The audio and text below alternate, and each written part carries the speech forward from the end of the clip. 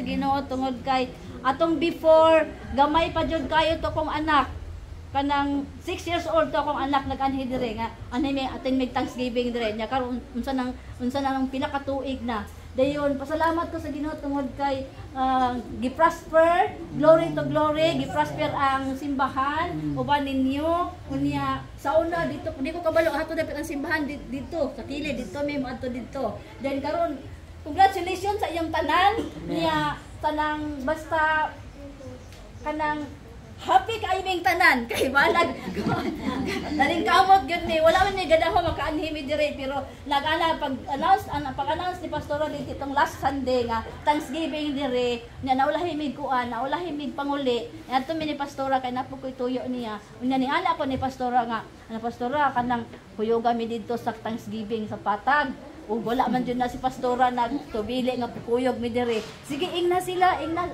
motong nami dire, nami mga senior citizen. Senior citizen.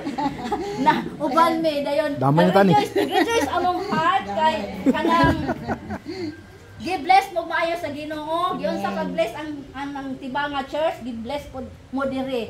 Dayon kanang bata-bata pa ko sa una karon tigulang na senior citizen ni abi nimo kanan may bata kami ni pastora Daday nya kauban mig puyo sa una dayon kanang daghan kong nakatuna nila sa mga GS nga mga God shepherd nga kuan kay kauban mig balay kauban mig puyo sa una nya wala ko nagdahon nga makanhi day ko karon dahil abasa ang among tikang nagkurong-kurong tungod kay excited me nga maabot dire nga moduyog sa inyong pagpasalamat sa atong buhi nga Dios tanan salamat po.